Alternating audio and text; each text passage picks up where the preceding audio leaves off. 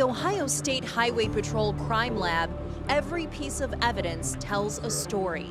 We have 2 evidence intake technicians today working on some drug cases and some toxicology cases. Evidence comes from troopers and police departments in all 88 counties. It's sealed, inspected, and logged into the system before it ever reaches a lab. So we're actually going to go ahead and open the evidence that's submitted, make sure that the evidence is sealed properly, initialed properly, the submission form is with the evidence, everything matches.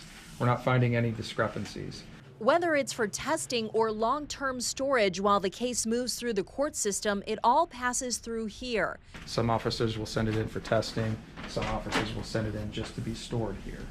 And the volume is growing, especially when it comes to impaired driving. That's a good question. I would say the toxicology cases are higher than the drug evidence at this moment.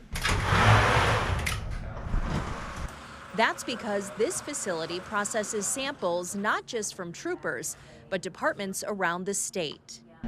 All right, so this is one of 2 high-density machines we have here at the crime lab. This machine has a very small footprint, but it actually has 28 trays, which helps us store a lot of evidence here at the crime lab. We have a total of over 41,000 pieces of evidence in our custody.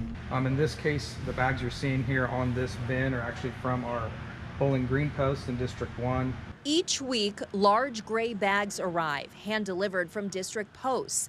This batch contains drug evidence from the Bowling Green post.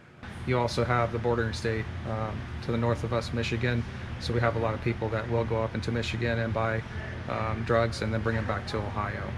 And when bulk cases come in, like this 7-pallet marijuana seizure, it's up to criminalists like this one to figure out what's really inside. I'm emptying all the contents of the packaged plant material that was sent here. I'm going to weigh the contents of all of the plant material, and then I'm going to send it away for quantitative testing. If a sample tests positive, officers are notified and prosecutors decide what happens next. And then they'll determine, with the state prosecutor, whether or not there'll be charges filed.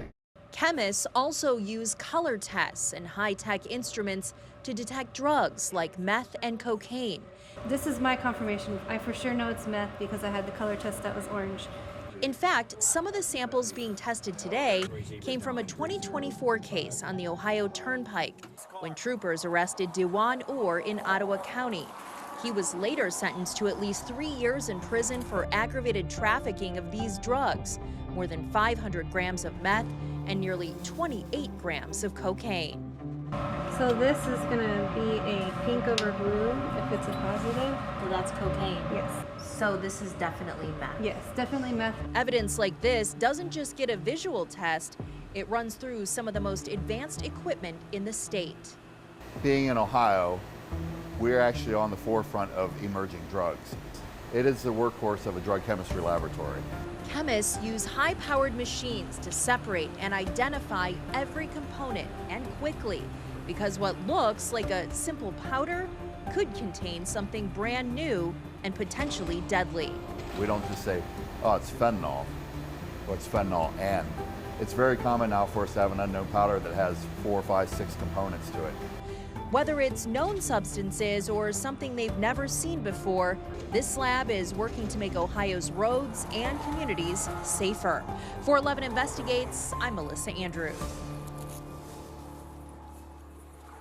So the meth one, the big bag is 230 grams.